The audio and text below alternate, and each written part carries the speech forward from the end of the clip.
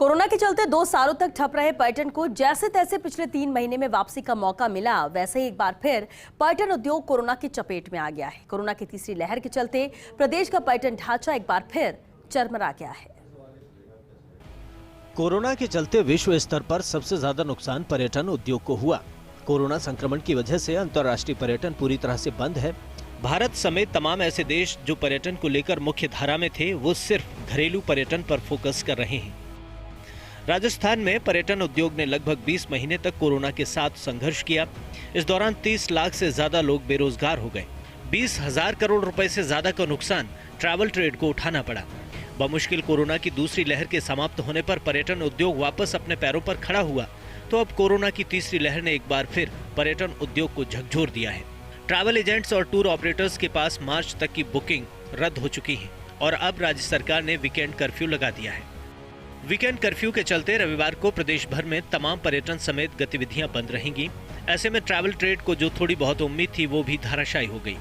जो टूरिज्म थी, राजस्थान का क्या है कि tourism is the front runner, और उसको आप ख़त्म कर दोगे तो राजस्थान का क्या है कि हर जो धंधा होता है वो टूरिज्म से रिलेटेड है, कि टूरिज्म अगर फ्लरिश करेगा तो दूसरे बिजनेस फ्लरिश करेंगे। ये बड़ी अजीब सी बात है कि सरकार ने ठीक है क्योंकि एक बने हुए हैं नियम की ये करना है, बाकी पब्लिक प्लेसेस पे जो आपको लॉ एंड ऑर्डर के तहत ही इस चीज़ को मेंटेन कराना है कि लोग कोविड प्रोटोकॉल की पालना करें, वो ज़्यादा ज़रूरी था, बशर्ते कि आप लॉकडाउन या नाइट कर्फ्यू लगा के आप इस चीज़ को इम्पोज करें। कोरोना की पहली और दूसरी लहर में पर्यटन उद्योग को संबल देने के लिए राज्य सरकार ने कई रियायतें दी।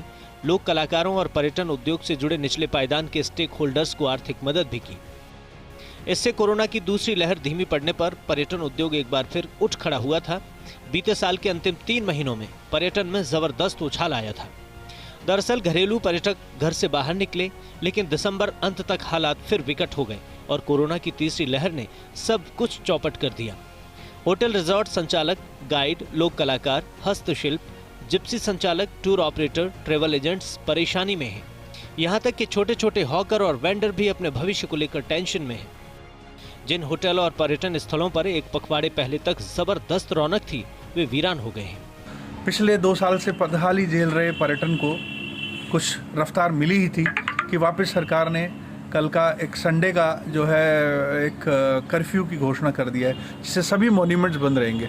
तो मुझे लगता है कि जो पर्यटन धीरे धीरे वापस अपनी रफ्तार पकड़ने लगा था, ऐसे समय में ऐसे कर्फ्यू से वापस पर्यटन को एक ब्रेक लग गया और इससे आने वाले समय में जो पर्यटन में एक थोड़ी सी आस बंधी थी, उस पर भी बहुत बड़ा धक्का लगा है और ये पर्यटन क्षेत्र को बहुत बड़ा नुकसान। हम 11 वर्षों से फॉरेन एक्सचेंज के कार्य में व्यस्त थे। लास्ट 2 साल से हमारी इंडस्ट्री का जो बुरा हाल हुआ था, थोड़े समय से पहले से हमारे को लगा कि हमारी इंडस्ट्री वापस उठ चुकी है, बट अभी वीकेंड लॉकडाउन लगने से और ओमिक्रॉन के आने के कारण हमारी इंडस्ट्री को काफ़ी बड़ा सेटबैक हुआ है। राज्य सरकार के द्वारा कोरोना की रोकथाम को नहीं करते हुए, प्रॉपर वैक्सीन वगैरह पर ध्यान नहीं देते हुए सरकार ने जो एक तुगलकी फरमान निकाल दिया है कि भाई वीकेंड कर्फ्यू लगेगा। इन्होंने इस चीज़ का निश्चय कि टूरिज्म इंडस्ट्री में डायरेक्ट और इनडायरेक्ट में देखा जाए तो लाखों लोग जुड़े हुए हैं। आज जितने होटलों की हालत क्या हो गई है आप देखिए, और बुकिंग कैंसिल होगी, पर्यटन स्थल बंद कर दिए हैं, इससे कितना नुकसान और राजस्व की हानि होगी। बहरहाल बैसाखियां छोड़ अपने पैरों पर चलने लगे पर्यटन उद्योग को तीसरी लहर एक बार फिर अपाहिज करने में लगी है। मार्च तक की बुकिंग कैंसिल हो गई और मार्च के बाद ऑफ सीजन आ जाएगा। ऐसे में जल्द ही सरकारी स्तर पर ठोस प्रयास नहीं हुए तो इस बार पर्यटन उद्योग को वापस पटरी पर लाना बड़ी चुनौती साबित होगा। फर्स्ट इंडिया न्यूज के लिए जयपुर से निर्मल तिवारी की रिपोर्ट।